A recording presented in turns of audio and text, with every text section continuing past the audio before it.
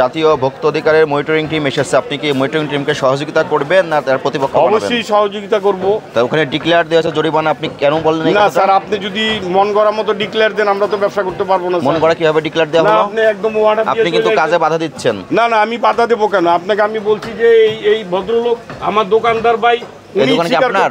আমার না হোক, আমার বাজারের তো। বাজারের, আপনি বাজারের বিরুদ্ধে কি ব্যবস্থা নিয়েছেন? যে কাজগুলো আমি সবসময় ব্যবস্থা নিচ্ছি, আমি আমার ব্যবস্থা আপনাদের সামনেই তো আমি বললাম স্যার যে আমার এই যে মূল্য তালিকা লিখছে এটা আমারই তো মন মতো হয় না।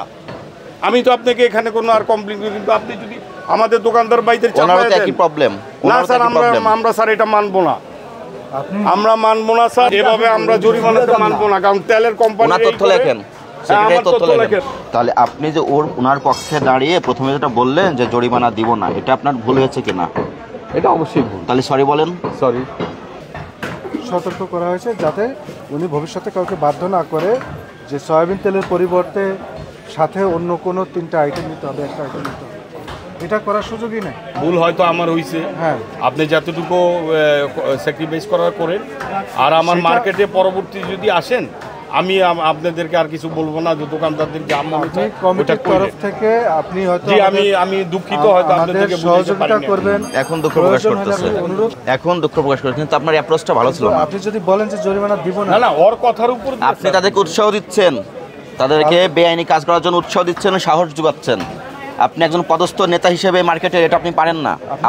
আমাদের আগে এটা সংশোধন করা দরকার ছিল, আমাদের এসে কেন সংশোধন করা লাগবে? আপনাকে রেকর্ডিং শোনানোর পরে আপনি বুঝতে পেরেছেন। না, রেকর্ডিংও আমি, কিন্তু তার আগে আপনি যেটা আচরণটা করলেন এটা কি আপনার সমীচীন হয়েছে? করি নাই স্যার, আমি কিন্তু খারাপ আচরণ করিনি। আমি বলছি যে আপনারা ওই যে কোম্পানির সাথে হুট করে আপনি একটা জরিমানা করে দিবেন, আমাদের ঘাড়ে চাপাই দিবেন, হুট করে করা হয়েছে। না না না, আমি তো কথার কাজে মিল পাচ্ছি না স্যার। প্রথমে রেকি করা হয়েছে সোর্স পাঠিয়ে। আচ্ছা স্যার, যাক, যেটা হয়েছে, এই তুমি ওই জরিমানা দিয়ে দাও, জরিমানা দাও। তুমি বলছো এটা প্রমাণ আছে ওনাদের কাছে, দিয়ে দাও। আমি না করি না, ওনারও না করি নাই। আপনি না করেন নাই, আপনি বলেছেন। আসলে স্যার আমাদের কি লাগবে বলছি স্যার, দিব বলি না, লাগবে কি স্যার? এটা তো আপনার ট্রেড লাইসেন্সটা দেখি। আমি নতুন দোকান নিয়েছি স্যার, ট্রেড লাইসেন্স আছে। এই ট্রেড লাইসেন্সটা দাও। ট্রেড লাইসেন্স আমার কাছে পাবেন না, তুমি জরিমানা দাও। ট্রেড লাইসেন্সটা দেখান।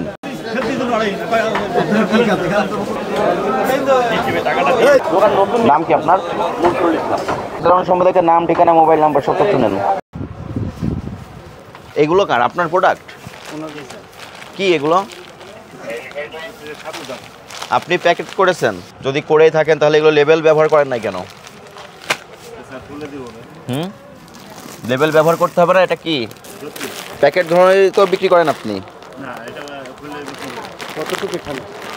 তেলাপোকা, এই তেলাপোকা হেঁটে বেড়াচ্ছে, দেখেন। বাইরে ওই দোকান তো ছোট দোকান, পেস্ট কন্ট্রোল করা হয় না। আরও অনেক আছে। আপনি যেটা প্যাকেট করবেন সেটা প্যাকেটের 6টা বাধ্যতামূলক তথ্য থাকতে হবে। মেয়াদ চেক করেন পণ্যের? মেয়াদ উত্তীর্ণ পণ্য কোথায় রাখেন? নিচে রাখি। নিচে কোথায় রাখেন? পলিতে রাখি। কোথায় রাখেন? যখন কোম্পানি আসে চোখে পরে দিয়ে দিই। এখন তো আপনার র্যাকে কোনো মেয়াদ উত্তীর্ণ পণ্য নাই। না, চেক করে দেখবো আমরা। দেখতে পারি। আত্মবিশ্বাস আছে? হয়তো ভুল ত্রুটি হয়। আলামিন, একটু দেখেন, ভিতরে উঠে দেখেন মেয়াদ উত্তীর্ণ কিছু আছে না। দেখেন প্রথম যেটা ধরলাম এটাই মেয়াদ, এটা প্রথম পণ্যটাই মেয়াদ উত্তীর্ণ।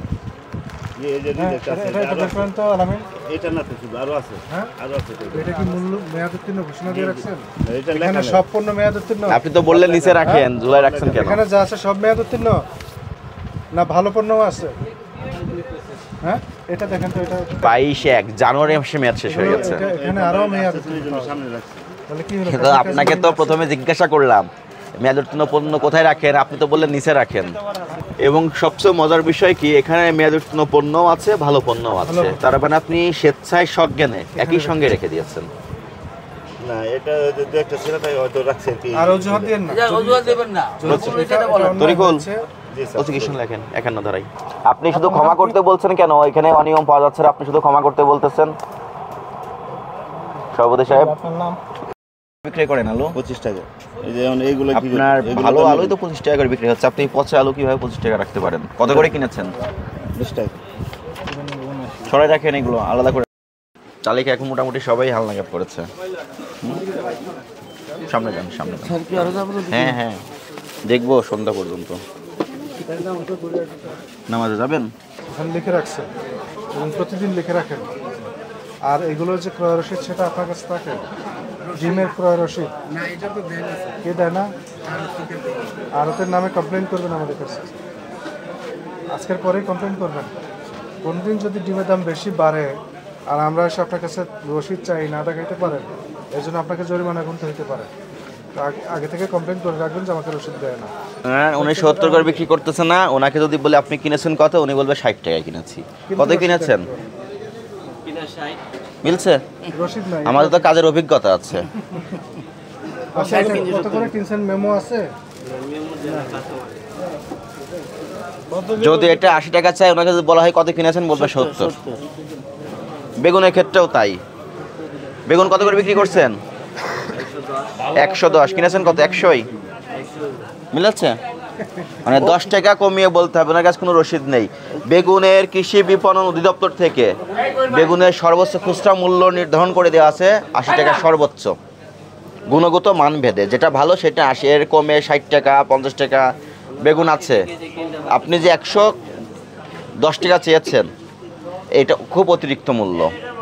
ঢাকা মহানগরের যতগুলো বাজার আছে, আমরা সব বাজারে যাই, কোনো বাজারে আমরা 100 টাকার উপরে বেগুন পাই না। আপনি কেন 100 টাকার উপরে বিক্রয় করা শুরু করেছেন? ক্যাশ মেমো আছে? আপনার কথা বিশ্বাস করলাম না। আপনাকে বেগুন 80 টাকা করে বিক্রয় করতে হবে। এটা 80 টাকার উপর বিক্রি করতে পারবে না, নাহলে আনবে না, নাহলে আনতে পারবে না, দরকার নেই বেগুন।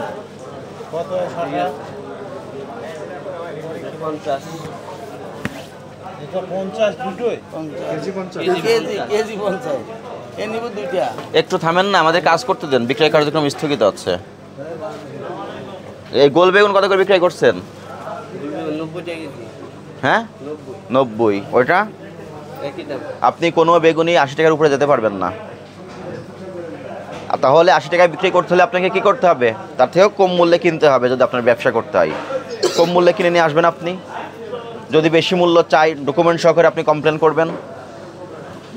বুঝতে পেরেছেন? আমরা যাওয়ার পরে আবার কি করবেন? আজকে 80 টাকা আমি চালাবো। হুম, আজকে 80 টাকা দোকান কি আপনার? এটা না, আমার মাঝনে মহাজনের।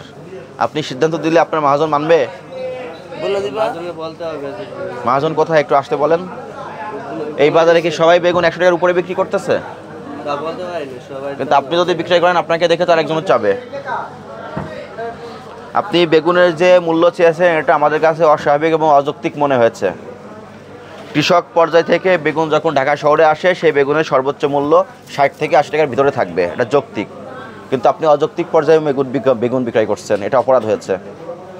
এই অপরাধে আপনাকে 500 টাকা জরিমানা করলাম।